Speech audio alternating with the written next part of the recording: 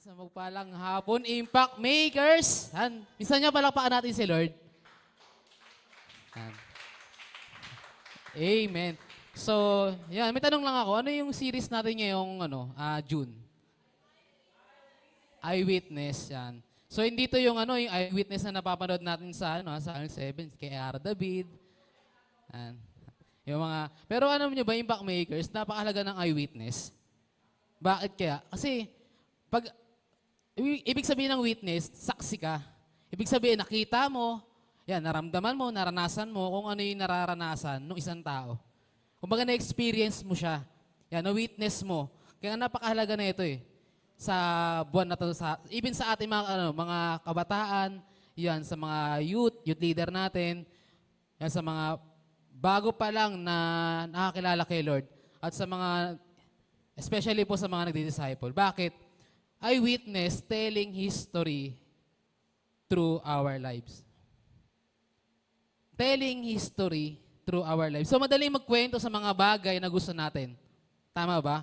For example, alam nyo ba, siguro mga last month lang, parang pag bumili ka ng yung hotdog with bun sa 7-Eleven, pag bumili ka nun, meron siyang free na siopaw.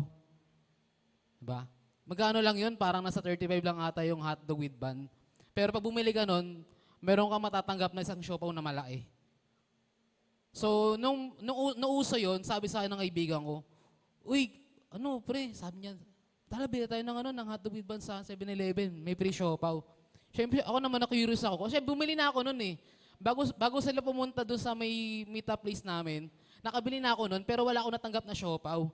Nagulat ako, ba't sila meron? Yung pala, meron pala talaga, kaya napabili ulit ako. Tapos nung mga nakaraan namang araw, pag bumili ka ulit ng hotdog with bun, meron naman siyang libreng soft drinks. 7-Eleven ulit. So, what I mean, yung impact makers. So, kapag meron tayong mga bagay na gusto nating sabihin sa isang tao, mga bagay na gusto nating ipagyabang, ipagmalaki, madali natin nasasabi. Pero pagdating sa pag-share ng gospel, hirap natin ikwento ito sa iba. Bakit nahihirapan tayo magkwento? Kasi, actually, kahit naman ako nung umpisa even naman ngayon, nag-struggle din ako sa ganito. Kasi nga nahihiya tayo. Pero pagdating sa ibang bagay, yan, si Ate Almira nga, sabi niya sa akin, alam mo ba, pag bumili ka sa Jollibee ng Yum Burger, yung pag unang agat mo pa lang, pati na kagad. Ang laki na eh. Napansin nyo, pag bumili ka Yum Burger, ang laki na. Yan, sa mga gusto po maglibre mamaya, Yum Burger, pwede niyo po kayo libre. Yan, body niyo po matiis, libre niyo na po ako. May mga ganun tayong mga bagay, impact makers. Pag gusto natin yung isang bagay i-share, madali natin sasabi kasi nga gusto natin. Pero pagdating sa pag-share ng gospel with Lord, gospel ng Panginoon, yung good news niya, bakit hirap tayo ikwento sa iba? So tignan na po natin tong data na to. Alam niyo po ba na more than 90% of the people, 90% po na people are still unevangelized. Pag sinabing unevangelized, hindi pa sila nakakarinig ng good news. 90% all over the world, we have approximately 7.7 billion. Sa buong mundo po, 7 billion po. Sa Philippines, we have 110 million. Tao po ito And in the Philippines alone, 8.2% are Christian. 8.2, ang laki. Lahat po yung Christian. Pero itong 90% na people na to, unevangelized. So, ano mangyayari sa 90% na people na ito, young people, impact makers? Bound to hell po sila. Ibig sabihin, diretso sila impyerno. Tandaan natin, ang pagkakaroon ng Jesus sa buhay ay gateway to heaven. Pag sinabing gateway to heaven, ito yung daan papuntang langit. Pero ang kawalan ng Jesus sa buhay, ito ay gateway to hell. Kaya sabi ko, ang dami. Kaya nga nung nakita ko po itong data na to, sabi ko, ang laki. 90% ng people unevangelized. Kaya pinagpala kayo rito Yung mga nandito, tayo dito, pinagpala tayo. Kasi ibig sabihin lang, nakakarinig tayo ng salita ng Panginoon. Pero itong 90%, unevangelized po sila. Sa Pilipinas na lang, let's say 90 million na tao ang namatay. Automatic yun, hell sila. Automatic yun, impyerno yun. So we can go to heaven without Jesus Christ. Hindi tayo makapunta sa langit kung wala po yung Panginoong Hesukristo. Kaya nga ang gospel, ang pinakamagandang balita na natanggap ng mundo. And this the reason why also there an urgency to share the gospel. Bakit kailangan may urgency? Bakit kailangan gawin natin? Kasi nga yung people, impact makers, yan sa mga magdi-disciple po rito, sa mga graduate po ng SOD, yan, ongoing SOD, yan, even sa youth leader, sa atin, sa mga nag-struggle, nakita po natin, yung, dapat meron po tayong urgency kasi maraming tao, hindi lang po ito usaping tao lang kasama po yung pamilya po natin dito. Bakit kailangan na meron tayong urgency sa pag-share ng gospel? Kasi kasama sila sa mga taong pwedeng mamatay at papunta sa impyerno. Now, ang tanong yung people, impact makers, what is the best way for us to reach the lost for Jesus? Ano ba yung magandang pamamaraan para maabot itong mga lost, yan, mga ligaw na tao para sa Panginoon? So I believe na and the best way for us to reach the lost is to imitate Jesus. Walang ibang pamamaraan, walang ibang magandang pamamaraan para abutin itong mga lost na to, walang iba kundi imitate si Jesus. Pag sinabing imitate, gayahin mo, gawin mo kung ano yung ginawa niya. So we must live like Jesus. Kailangan mamuhay tayong katulad ng Panginoon. Bakit? Because Jesus is the best model of a soul winner. Si Jesus ang pinaka-the best na model pagdating po sa soul winner. Di ba? Pwede mong gayahin si Paul eh. Yan, di po si Kuya pala. Yan. Pwede mong gayahin si Paul, si Peter, sa share ng gospel. Pero hindi sila perfect. Unlike ni Jesus, kaya nga kung may gagayahin man tayo, walang iba kundi si Jesus na. Amen po ba, young people? So, now, what are the things that Jesus did to win people? Ano ba yung ginawa ng Panginoon kung paano siya nag-win ng tao? So, basahin po natin yung Matthew chapter 9, verse 35 hanggang 38. Yan. Matthew chapter 9, at 9, verse 35 to 38. Sabi dito, nilibot ni Jesus ang lahat ng mga bayan at nayon doon. Nagtuturo siya sa kanilang mga sinagoga at ipinapangaral ang magandang balita tungkol sa paghahari ng Diyos. Pinagaling din niya ang lahat ng uri ng sakit at karamdaman. Na makita niya ang napakaraming tao na habag siya sa kanila sapagkat sila'y litong-lito at hindi alam ang gagawin. Para mga tupang walang pastol, kaya't sinabi niya sa kanyang mga alagad, napakaraming aanihin, ngunit kakaunti ang mag-aani. And last verse, idalangin ninyo sa may-ari ang aanihin na magpadala ng mga mag-aani. So purihin po ang Diyos sa pagkakabasa po ng kanyang salita. So sige po, impact makers, sandali po tayo umuko, tayo manalangin. Dakilang Diyos sa mga Panginoon sa lahat. Lord, patuloy kami nagpupuri, nagpapasalamat sa iyo, Panginoon, sa hapong ito, Lord, sa opportunity, Lord, na makaparinig ng salita mo, matuto, Lord God, gawin kung ano yung ginawa mo, Panginoon. I-imitate ka, Panginoon. Samahan mo kami, Panginoon, sa hapong ito.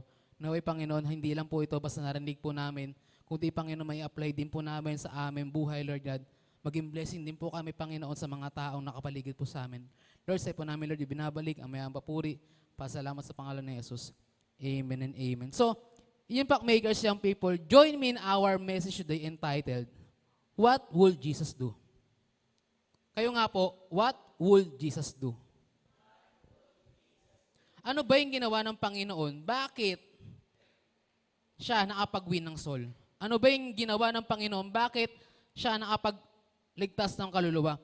So ano ba yung dapat natin gawin o dapat mong gawin para makapag-win ng soul kagaya ng ginawa ni Jesus? Number 1, on verse 35, sabi dito, sa NIV, Jesus went through all the towns and village, teaching in their synagogues, proclaiming the good news of the kingdom, and healing every disease and sickness. Number 1, ano ba yung ginawa ng Panginoon? Bakit siya nakapag-win ng soul? Number 1, go where Jesus went.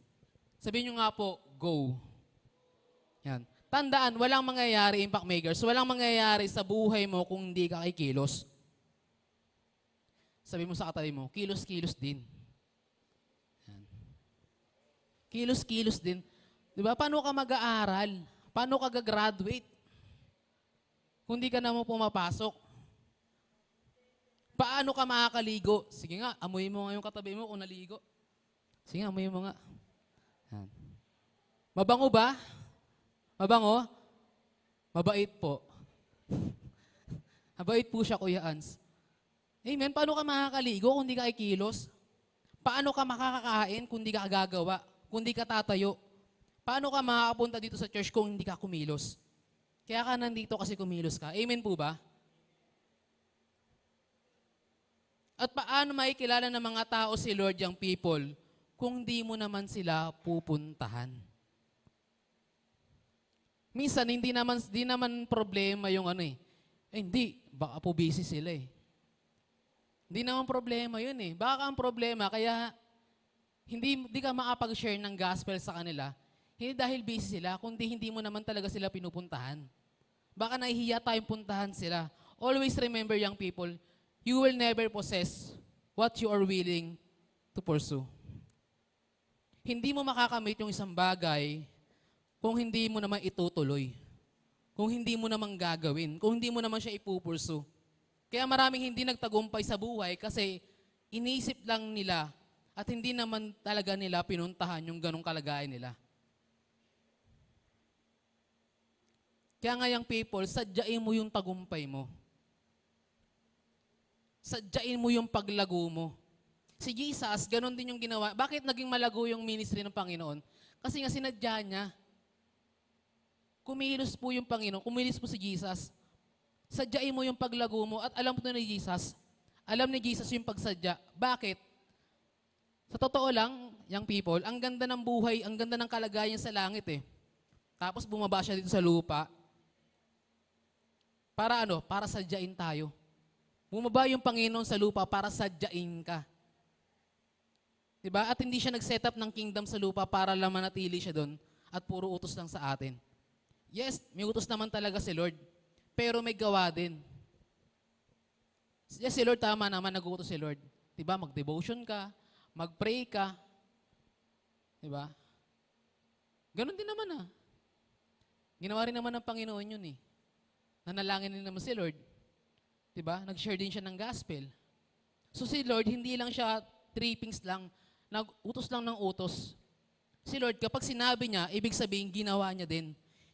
He willingly walked into an atmosphere that was unholy and imperfect. Ibig sabihin, siya ay kusang pumasok sa isang lugar o isang sitwasyon na makasalanan at hindi perpekto. Ibig sabihin, itong pinuntahan ng Panginoon, hindi naman talaga tayo perpekto eh. Walang perpekto rito. Hindi maganda yung pinuntahan ni Jesus. Isipin mo, ganda-ganda ng kalagayan sa langit. Diba? Pwede na nga siya manatili lang dun eh. Hindi na siya bumaba sa lupa. Pero, hindi kasi ganun si Lord. Sinadya ang puntahan ng Panginoon kasi nga, kailangan mo siya. Kaya maraming tawang hindi makapag-share ng gospel, young people. Kaya maraming tawang hindi makapag-share ng gospel kasi hindi naman talaga kumilos. Hindi naman talaga gumawa. Diba? Kaya ang sabi ng mga pastor natin, diba? Kaysa gumawa ka na lang. Kaysa tamarin ka, kumilos ka na lang. Go where Jesus went. Puntahan mo, lakaran mo kung ano yung ginawa ni Jesus. Kung gusto mo makilala ang mga tao sa paligid mo, puntahan mo o do something. Do something. Ang problema ng tao kasi, tamad. Yan. Wala po akong pinapatamaan dito. Amen po. Ang problema ng tao, takot. Hindi, nahiya po kasi ako eh. Baka hindi po ako pansinin ng tao ngayon. Baka po, diba? Baka di niya po ako papuntahin sa kanila eh. Baka di po ako welcome eh. Yung problema ng ibang tao, ng mga nag-share ng gospel, kaya hindi nila magawa yon kasi nga nahihiya sila. Yung iba busy. Dahil po namin project. Dahil po namin ginagawa sa school. Kaya nga buti na lang yung people, hindi tamad si Jesus. Buti na lang hindi tamad si Jesus na umayo at umabot ng mga tao. Kasi kung tinamad si Lord sa pag-share ng gospel, malamang lahat tayo going to hell. Lahat tayo diretso impyerno. Buti na lang si Lord hindi natakot. Si Lord hindi nahiya. Si Lord hindi nagpaka-busy. Oo, busy sa ministry. Pero sa ibang bagay, hindi siya nag-akse ng oras sa ibang bagay. Lahat ng ginawa ng Panginoon, kundi para sa atin. Kasi kung walang Jesus, kung tinamad si Jesus, kung naging busy sa ibang bagay, malamang wala ka rito. Malamang wala ako rito. So, now ang tanong yung people, ano ang pumipigil sa'yo para gawin ito? Ano yung pumipigil sa atin para hindi tayo makapag-share ng gospel? So, there is far more important than rejection and shame, and that is the salvation of others. Walang ibang mas mahalaga pa sa rejection, yan, sa hiya, walang iba kundi yung salvation ng ibang tao. Ibig sabihin yung people, mas mahalaga pa yung salvation ng kapatid mo, ng magulang mo, kaysa sa hiya na meron ka. Kaya minsan di tayo, ano na nga lang po eh. Ibig naman po ako, sabi ko nga eh. Diba? Kaya siguro nahihirapan akong abutin yung pamilya ko. Hindi ko sila ma-share ng gospel. Hindi na mo sa ano, parang tinatamad ako. Actually, ayan, kapag may mga service po tayo, yan, tinatag ko yung pangalan ng mama ko, ganyan, yung mga kapatid ko. So, yun po yung way ko para ano. Pero minsan, kaya tayo nahihirapan kasi nahihiya tayo. Kaya sabi ko, walang ibang mas mahalaga pa sa rejection, sa hiya, walang iba kundi yung salvation ng others. Alam ko nakakaya, pero matitiis ba natin na mapunta sa impyerno yung mga tao na nakapaligid sa atin? Tignan mo yung katabi mo. Sige, tignan mo. Payag ka ba, diretso yung impyerno yan? Sinasabi yung oo. Diba? Payag ka ba, diretso yung impyerno yan? Pogi-pogi niyan, ganda-ganda niyan eh. Matitiis mo ba yung katabi mo, yung mahal mo sa buhay, diretso yung impyerno? Kaya nga pag ginawa mo ito, young people, kaya nga pag ginawa mo, pumunta ka sa kung saan pinuntahan ng Panginoon, kapag ginawa mo ito, daig mo pa ang maalam sa Bible, pero wala namang ginawa. Diba? Anong silbi ng marami kang alam sa Bible? Kung di ka naman nag-share ng gospel, yung knowledge mo, hanggang doon na lang. Diba? Sobrang alam mo sa Bible. Psalm 3:16. For God's sake. Joke lang po. Yan, narinig ko lang yon ng sa isang artista. Ganda rin ng pangalan ng lalaki. Psalm. O nga no, parang parang name sa Bible Psalm 3:16, for God so loved the world. Amen po, young people. Kapag ginawa mo, nag-share ka ng gospel, daig mo pa yung maalam sa Bible. Maraming alam sa verse, pero hindi naman kumikilos. Kaya nga, impact makers, go where Jesus went. Puntahan mo, lakaran mo kung anong ginawa ng Panginoon. Pangalawa, ano ba yung ginawa ng Panginoon? Bakit siya nakapag-win ng soul? Number 2 is say what Jesus said. Kayo nga po, say what Jesus said. On verse 35, sabi dito, young people, Jesus went through all the towns and village, teaching in their synagogues, proclaiming the good news of the kingdom and healing every disease and sickness. So, ginamit ni Jesus ang kanyang labi para may makilala sa Panginoon. So, katulad din po sa atin. It the same way for us. Kaya kung saan-saan mo ginagamit yung labi mo. Diba? Kaysa kung saan-saan mo ginagamit yung labi mo, gamitin mo yan para may makakilala kay Lord. Diba? Kaysa manira ka ng tao, o isa puro ka mura, ay hindi ka naman nagmamahal, puro ka lang mura. Diba? Kaysa diba, kaysa magsalita ka ng bad words dyan, gamitin mo na lang para may makilala kay Lord. Uy, ayun nga yung problema eh. Ang galing-galing natin sa chismis eh. Diba? Minsan napag-aama na tayong chismakers eh, pero nahihiya tayo pagdating kay Lord. Diba? Alam mo ba, pre, may re-reto ako sa'yo, maganda to. Pero ikaw ba, nareto mo na ba si Lord sa ibang tao? Napakilala mo na ba si Lord sa ibang tao? Nakapag-share ka na ba ng gospel sa ibang tao? Pero yung mga gusto mong sabihin, nasasabi mo kahit hindi okay. Tandaan po natin yung people that our lips, our tongue is powerful. Paano ko po nasabi? Tingnan yung bunganga ng katabi mo. Tingnan mo. Tingnan mo. Sige. Tingnan mo yung bunganga niyan. Diba? Ganyan-ganyan lang yan, pero powerful yan. Yung bunganga ng katabi mo, yan, hindi nakakamatay Sabihin, ang baon ng hininga eh. Hindi po ganon. Yan. Ibig sabihin, yung bunganga ng katabi mo, yung lips na meron siya, kayang sumira ng buhay. Kaya kang saktan yan. Kayang sirain yung buhay mo. Kahit simpleng salita lang, kayang-kaya niyang sirain kung ano yung meron ka. Diba? Marami kang pwede ma-achieve kapag ikaw ay nagsalita. Tama naman eh. Marami namang nagawang maganda yung labi na yan, pero madami din nasaktan yan. Ayoko na sa'yo, bawo ng hininga mo. Ah. Parang kahapon lang, parang narinig ko yun ah. Hindi ako nagpapakis, ang bawo ng hininga. Diba? Oo, nakarinig nun. Oo nga no. Joke lang po. Diba? Marami na nasaktan yung labi na yan. Oo, marami na naidulot na maganda yan. Marami na natulungan yan, pero marami na rin nasaktan yan. Kaya nga ingat po tayo sa mga sinasabi natin sa kapwa natin. Ingat po tayo sa mga words na ginagaya natin. Diba? So ano yung mga words na lumalabas sa ating Panginoong Yesus? Una is labi na nagpapatibay. Sabi sa verse 35, teaching in their synagogues.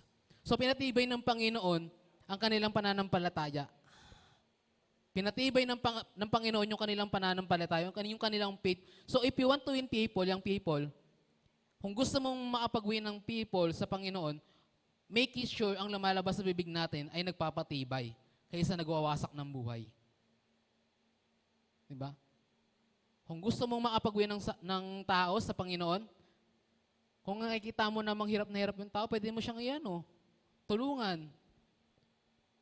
Diba? Uy, alam mo ba, okay lang yan. Sige, mahal ka ng Panginoon. Okay lang yan, kaya mo yan. Diba? Kasi sabihin mo sa kanya, hindi, wala ka ng pag-asa, wala ka namang ganun. Wala kang silbi, wala kang bitaw. Sinira mo lang yung buhay ng tao. Kaya nga yung people, ingat ka sa mga salitang binibitawan mo. Make it sure yung sinasabi natin ay ikatitibay niya at hindi matotolerate yung maling ginawa niya. Kasi minsan tayo, pag nakita natin mali na yung ginagawa ng tao, minsan tinotolerate pa natin. Diba? Nakita mo na nagnakaw yung kaibigan mo, uy, okay lang, sige, kuha ka pa. Nakita mo na may narinig na nga lang ako, sabi niya, di, okay lang yan, magmura yung bata. Normal lang magmura eh. So isip-isip ko, okay lang pala magmura yung bata. Pero pag minura ka ng bata, nagagalit ka. Diba? Sabi mo, okay lang magmura, pero pag ikaw na yung minura, ba't ka nagmumura? Ba't mo ko minumura? Kaya nga ba mo silang i-tolerate? Pag alam mo mali, sabihan mo agad. Pangalawa, labi na naghahatid ng mabuting balita. Sabi sa verse 35, proclaiming the good news of the kingdom. So, ang mundong ito, yung people, ay punong-puno na ng bad news. Tama po ba? Yung mundo natin, punong-puno na ng bad news, puro patayan, saksakan, nakawan, gera. Ang pinakamabuting balita na may regalo mo sa tao, walang iba kundi si Jesus. Walang magandang ibang regalo na ibibigay mo sa tao, walang iba kundi si Jesus. Kasi pwede mo naman siya sabihan ng, di ba? Okay naman, maganda naman, pero kung di mo naman siya share si Jesus sa kanya, ano pang silbi na sinabihan mo siya na maganda? Pangatlo, labi na nagdudulot ng kagalingan. Sabi sa verse 35, and healing every disease and sickness. So, recently po, sino ang mga taong gumaling sa karamdaman dahil nag-proclaim ka ng healing sa kanila? Diba, naalala niyo po ba yung reaching for you? Diba meron tayong hihingi ng pangalan, tapos pagpipray lang sila, yung mga prayer mo, baka pwede kong pagpray. Sino rito yung recently lang na merong taong gumaling sa karamdaman dahil nag-proclaim ka ng healing sa kanila, sa pamilya niya? So, young people, kapag ginawa mo ito, hindi man 100%, pero tsak na may maapektuhan na mga sasabihin mo. Kasi, yan, example na lang po, yan, meron po akong kaibigan, yan, hiningi ko lang din yung prayer niya. Ito, lasing pa po ito. Sabi Sabi ko sinilipitan niya ako, sabi niya, pre, sabi niya, ano pre, gustong-gusto ko talaga makakilala kay Lord eh. Pero sabi niya, baka pwede mong pag-pray yung pamilya ko. Sabi niya ganun sa akin. Sabi ko, sige. Sulat ko yung pangalan niya. Ano ba yung pag-pray mo? Ano lang pre, karamdaman lang ng nanay ko. So isip-isip ko, after nun sabi niya sa akin, pre, thank you pre. Alam mo yung parang, yung bigat na nararamdaman niya, parang gumaan. Dahil alam mo pag-pray mo yung pamilya niya. Kasi may mga ganun tayo ang people, kahit hindi pa nila na-achieve yung kagalingan, pero dahil nag-proclaim ka ng healing sa kanila, may naapektuhan po sa sinasabi mo, sa ginawa mo sa kanila. So dapat, yung labi natin yung people, nagdudut ito ng kagalingan at hindi kasiraan.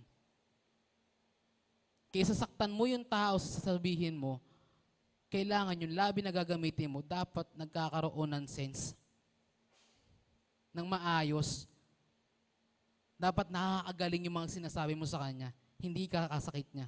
Pangatlo, yan, lapit na po tayo matapos. So ano ba yung ginawa ng Panginoon? Bakit siya nakapag-win ng soul? Pangatlo po is, see what Jesus saw. Kayo nga po, see what Jesus saw. On verse 36 sabi dito, when he saw the crowds, and he had compassion on them because they were harassed and helpless, like sheep without a shepherd. So, young people, nang makita niya yung crowds, nang makita ng Panginoon yung crowds, nakita ni Jesus na ito ay harassed at helpless. Pag sinabing harass, yan, ginigipit, yan, iniipit, yan, iniirita, binubuli, ito yung ibig sabihin ng harass. Nakita niyang harass yung mga tao. Nakita niyang helpless. Ibig sabihin ng helpless, hindi nila kayang tulungan yung sarili nila. Talagang nangangailangan sila ng tulong. Sino rito recently lang po nag-invest ng souls? Nag-invest para sa soul. Yan, sa Reaching for You nga po, sabi ko nga, sino rito yung nagdi-disciple na, taas kamay? Taas kamay, nagdi-disciple na.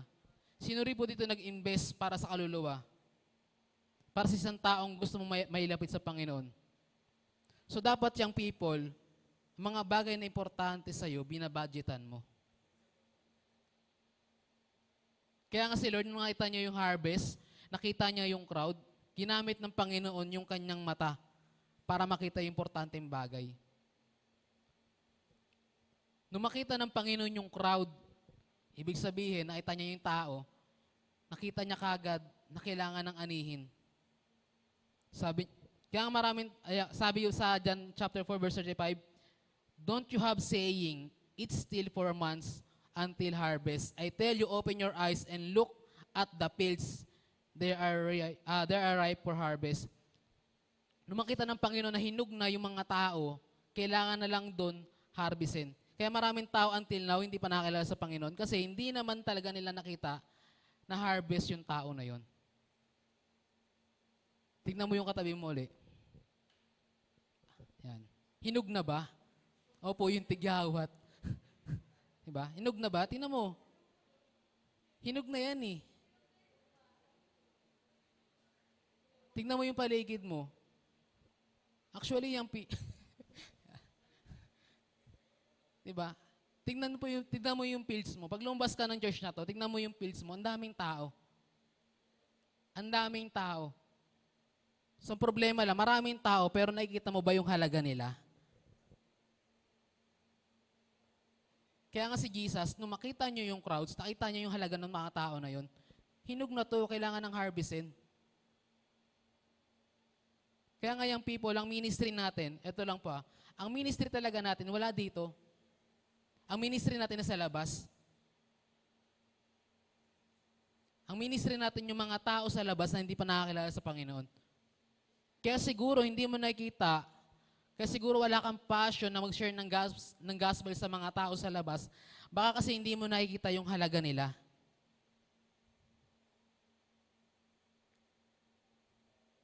Hindi mo makita sa buhay nila na haras sila. Hindi mo nakikita na helpless sila. Pwede pala na Kristiyano ka pero bulag ka. Pwede pala yon. Pwede pala nagsisimba ka. Pwede palang disciple ka. Kristiyano ka. kilala mo si Lord, pero bulag ka. Why? Ang kausap ni Jesus dito sa John chapter 4 verse 35 ay mga believer. Ibig sabihin mananampalataya, disciple to be exact. Nakita nyo ba yung paligid ninyo? Sabi lang. Pwede nang anihin yan. Ibig sabihin, kaya marami pa din mga tawang hindi nakakilala sa Panginoon kasi maraming Christian nakapikit hanggang ngayon. Oo, dilat lang. Pwede naman kasi nakikita mo talaga pero nagbubulag-bulagan lang tayo. Pwede kasi nakikita mo lang siya pero di mo naman siya talaga binibigyan ng halaga. Wala kang pakialam sa kanila. Kaya nga bilang disciple ng Panginoon, young people, open your eyes. Yan. Open your eyes. Kailangan makita natin ng isang tao na walang Jesus. Sa hell ang punta niya eh. Kailangan makita mo yung halaga. Kailangan, hindi bali kung ilang years. Diba? Hindi bali kung ilang years na sila magdurusa dun eh. Sa impyerno. Kaya lang lifetime. Kailangan forever na yun eh. Payag ka. Payag ka yung katabi mo, diretso yung impyerno. Payag ka yung pamilya mo, diretso yung impyerno. Walang problema, isang linggo lang sila dun eh. Taray, bakasyon yarn. Hindi naman silang babakasyon sa impyerno, forever sila dun. Kaya nga yung people, kailangan bigyan mo sila ng halaga, kailangan makita mo yung value nila. Kailangan makita mo kung ano yung nakita ni Jesus.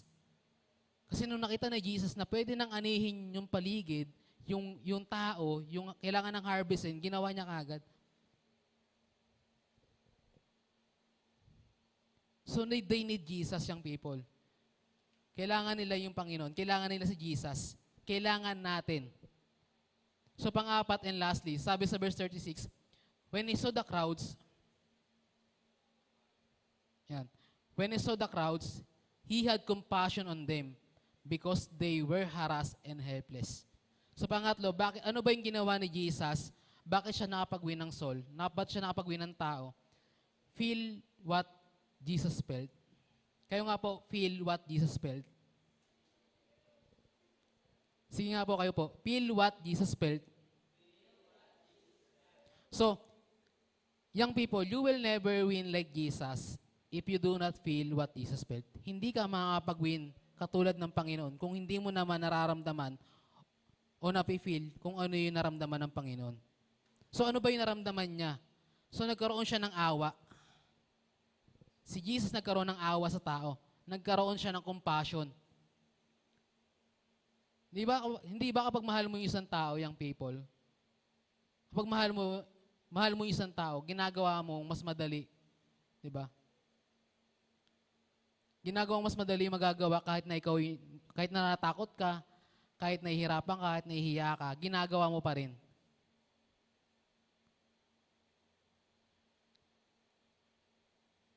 Kahit malayo, pinupuntahan mo. Sino rito? Ito na lang po. Meron na po akong best friend. Taga-Tondo po yun. Tapos yung girlfriend niya, Pangasinan. Sobrang pagmamahal niya sa babae, binake niya mawala Tondo hanggang Pangasinan. Malapit. Layo nun. Alam mo, 2 araw siya nagbabike. Kasi umuulan pa eh. Sa kalsadang araw siya natutulog. Sabi ko, grabe ka naman, pre. Sabi ko ganun. Grabe na magmamahal mo sa tao. Talagang binake mo talaga. Grabe ng effort mo. Ganun po yun. Kapag mahal mo yung ginagawa mo, mas madali mo magagawa kahit na ikaw ay natatakot. Kahit nahihiya ka. Kahit malayo pinupuntahan mo.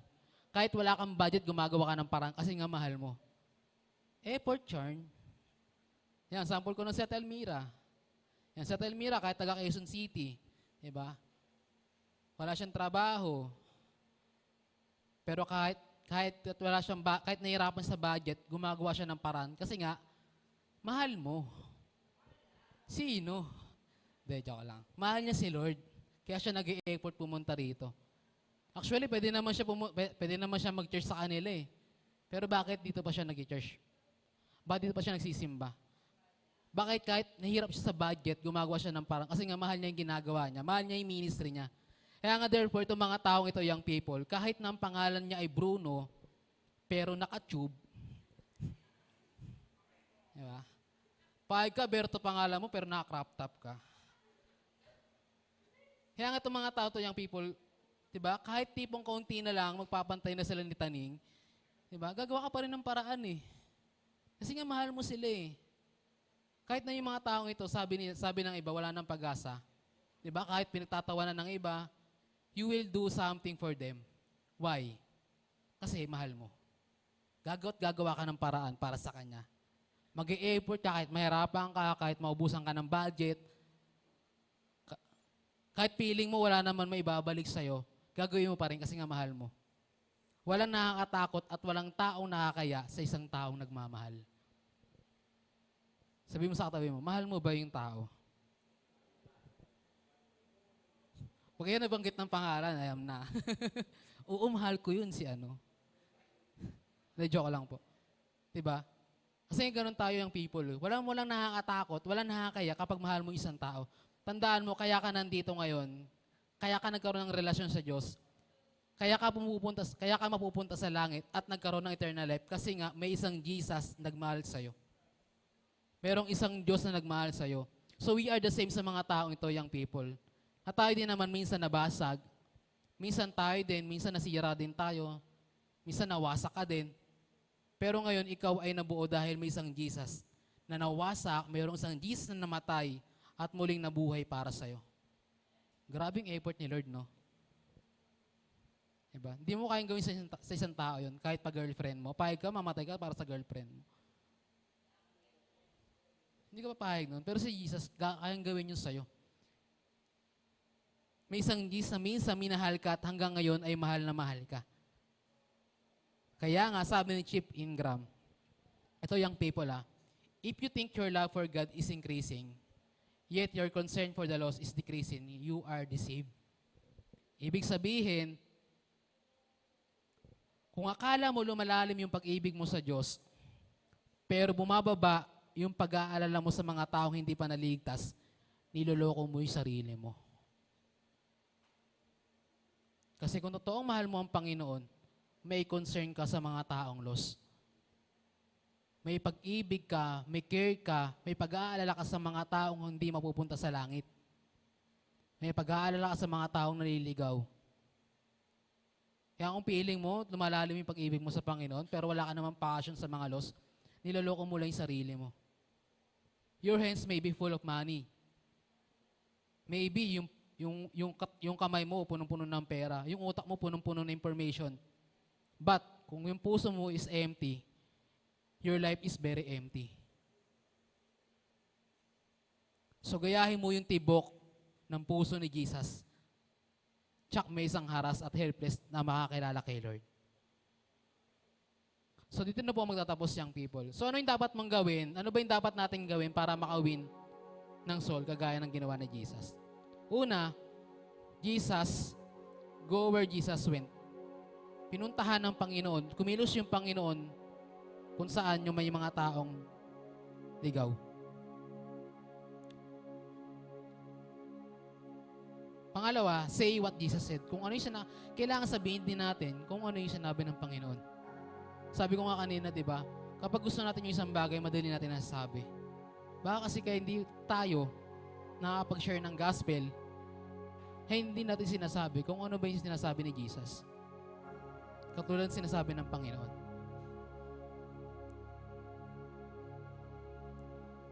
Pangatlo, see what Jesus saw. Tignan natin kung ano ba yung nakita ng Panginoon. Sabi ng Panginoon, marami na Hinog na yun Hinog na sila Haharbisin na lang. Kaya ang sabi, diba, sabihin nyo sa mag-aani, magdala naman ng mag-aani. Sabi nung magdala na kayo ng mag-aani kasi hinog na to, kailangan ng harvestin. Tingnan mo yung paligid mo, tingnan mo yung tao sa labas.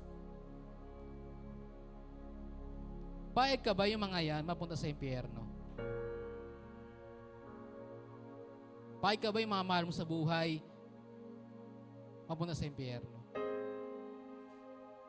Alam mo yung people, yung packmakers, minsan kulang lang tayo, saan tayo kulang? Magbigay ng kahalagaan sa isang tao. Kasi okay, sa tingin mo okay na sila Pero hindi mo nakikita na sila ay haras, Hindi mo sila nakikita na helpless, na kailangan din nila ng tulong. Minsan nakala mo yung kaibigang pangiti-ngiti lang, akala mo okay lang sila eh. Pero di mo nakikita na kailangan pala nila ng tulong mo, kailangan pala nila si Jesus.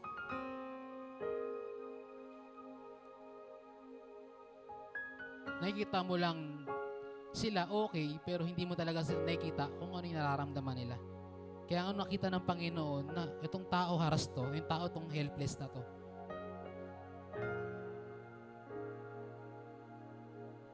Pang-apat, feel what Jesus felt. Kailangan maramdaman natin, maranasan natin kung ano ba yung naramdaman ng Panginoon.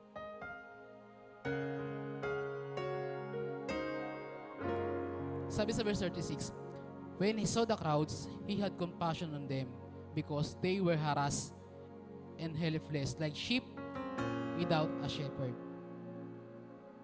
Then he said to the disciple, the harvest is plentiful, but the workers are few.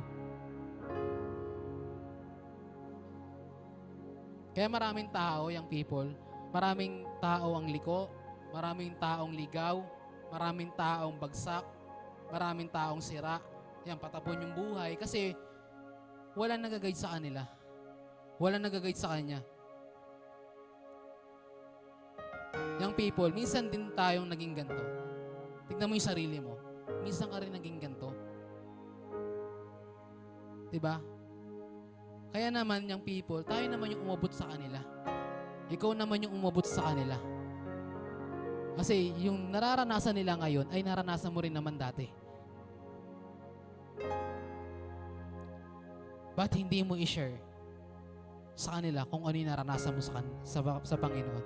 Bakit hindi mo i-share yung testimony mo, yung buhay mo na binago ng Panginoon sa kanila? Sabi ko kung dati wala namang Bible eh.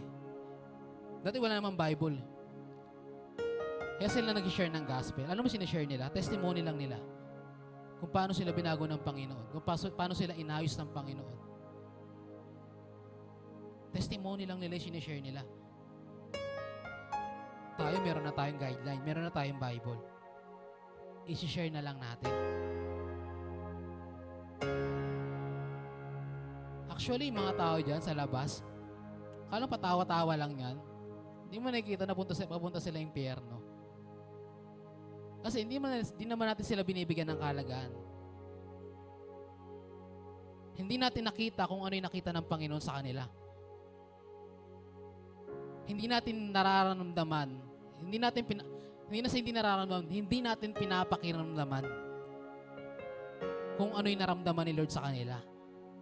Kasi kung naramdaman natin, kung naranasan natin yun, I think, magagawa natin kung ano yung nagawa ng Panginoon. Kailangan lang natin maranasan. Kailangan lang natin maramdaman.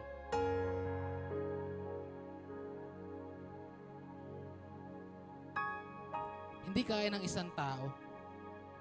Kasi, pahig ka, Kuya Raymark, ikaw lang mag-share ng gospel sa maraming tao dyan. Nakakapagod yun. Kaya nga tayo nandito eh. Hindi kaya ng isang tao, napakaraming aanihin. Huwag kang pumayag na sa mga nawalang taong maaani. Huwag kang papayag na walang taong maliligtas. Huwag kang papayag na walang taong hindi makakalala kayo. Kailangan lahat sila makakalala sa Panginoon.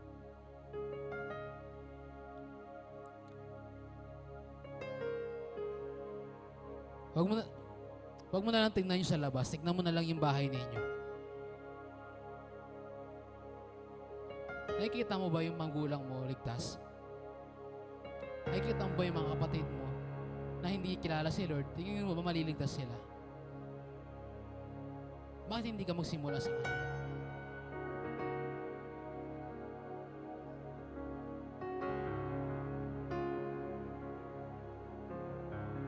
Kaya nga eyewitness eh.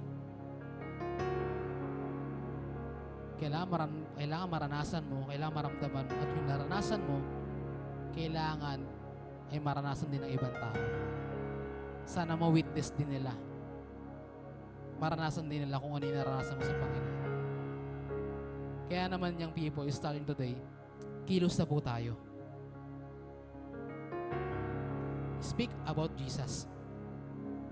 Diba? Open your eyes and love them for His time. Pagmamahal sa kanila ay nagsisimula sa oras na ito. Kailangan mo lang talaga magkaroon ng compassion sa mga taong lost. Kailangan mo lang rin magkaroon ng puso tulad ng puso ni Lord sa kanila. Kaya sabi ko, di ba? Sabi natin, nagsisimba tayo, mahal natin si Lord.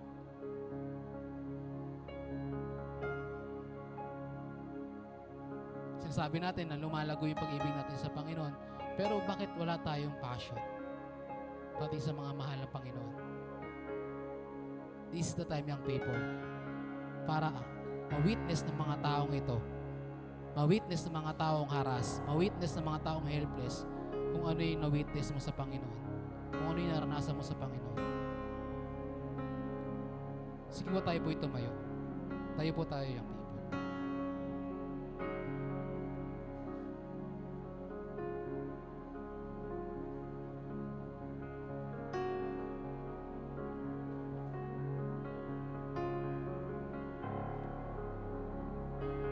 Kaya nga telling His story through our lives. Ikwento mo sa mga tao kung ano yung naranasan mo sa Panginoon. Madali magkwento ng masarap na pagkain, buy one take one, promo, diba? Low price. Madali magkwento eh. Kasi gusto mo. Sana gustuin mo rin yung pag-share ng gospel.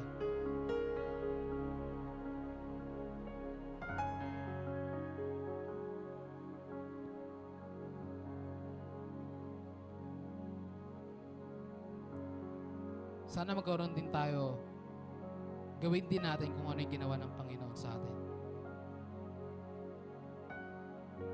Kung mahal mo yung mga tao sa paligid mo, go.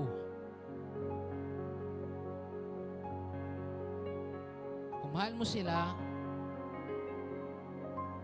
sabihin mo kung ano yung pinapasabi ng Panginoon sa kanila. Kung mahal mo sila, tignan mo sila na may kahalagaan, tignan mo sila na may importansya.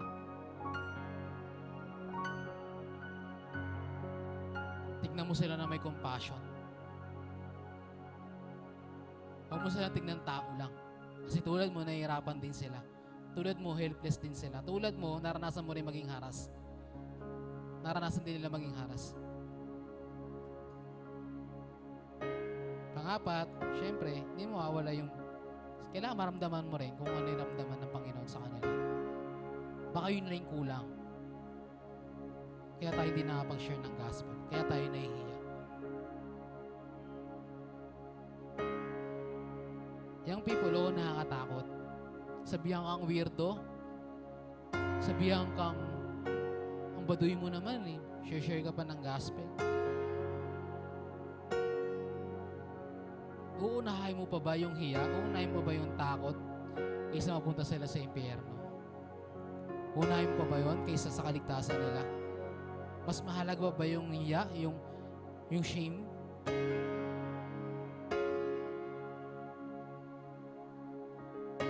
Kaysa sa kaligtasan nila, may salvation na meron sila, na ikaliligtas naman nila.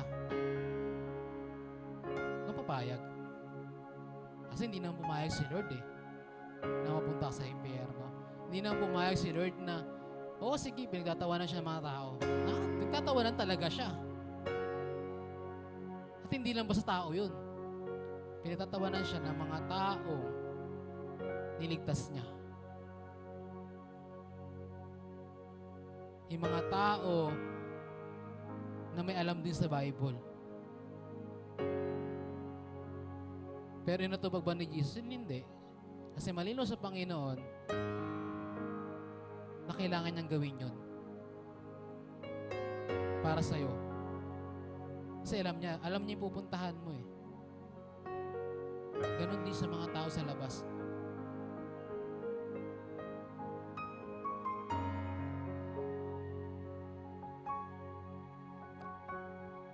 Pwede ba impact makers? Make it tayo.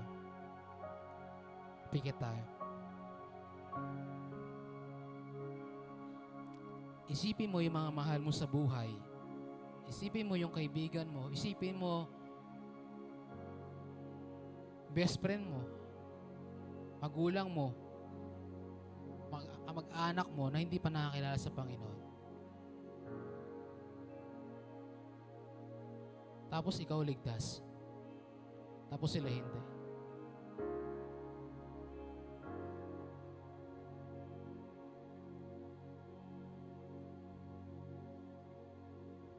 Isipin mo kung ano yung ginawa ng Panginoon sa'yo na pwede rin maranasan ng kaibigan mo, na pwede rin maranasan ng kapatid mo, ng magulang mo.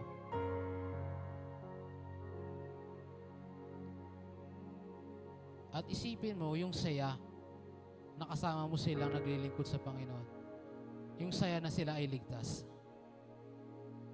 Dahil ginawa mo kung ano yung ginawa ng Panginoon sa'yo. Dahil nakita mo kung ano yung nakita ng Panginoon.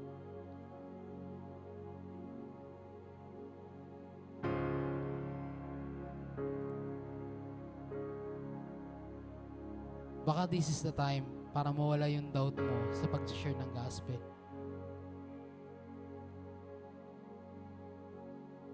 Baka ito na yung sagot kung bakit napipigilan ng hiya, ng takot, yung dapat mong gawin.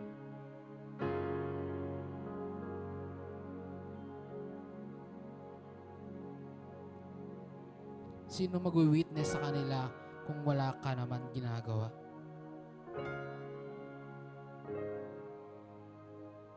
Paano nila mararanasan yung salvation? Paano nila mararamdaman yung salvation kung wala namang tao nag-share sa kanila nito?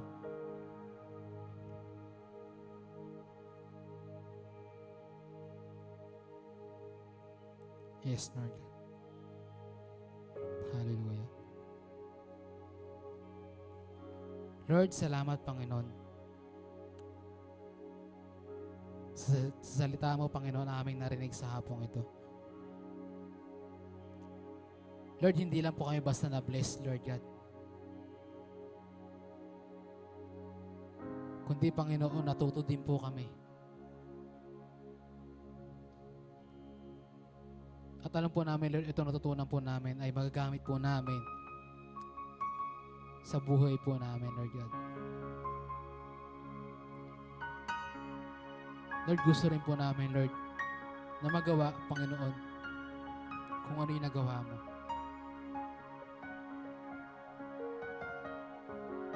Lord, hindi po kami papayag, Lord, na kami lang po yung naligtas.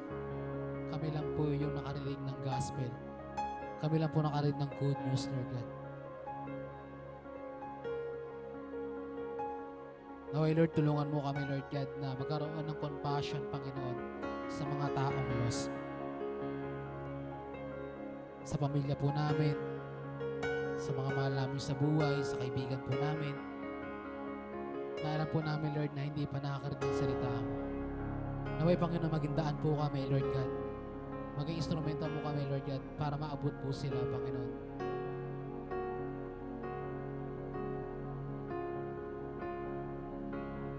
Lord, hindi po na maatim ng aming puso, Lord God, na kami lang po yung nagsasaya. Pero si Lord nasasaktan dahil sa init, sa hirap, nandun sa impyerno.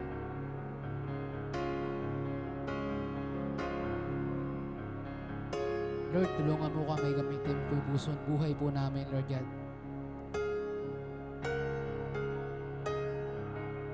Maging instrumento mo kami, Panginoon, Lord God, sa mga taong lost, sa mga taong bound to hell, Panginoon, Lord God. Sa mga taong helpless, Lord God. Sa mga taong haras, sa mga taong binubuli, sa mga taong ginikipit, sa mga taong nangihirapan, sa mga tao, Lord God, na hindi nila magawa at wala silang magawa, Panginoon, sa sarili nila.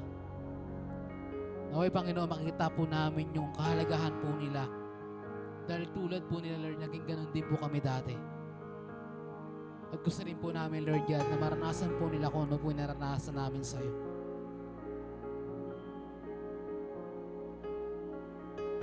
Tulungan mo po kami, Panginoon Lord God, na mailapit po namin sila sa iyo, Lord God.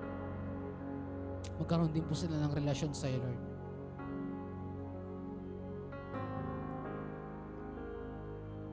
Alam po namin, Lord God, na marami ng pagkakataon na sayang po namin. Marami na pong panahon inasayang dahil sa takot, dahil sa hiya, dahil sa naging busy kami sa ibang bagay, Lord.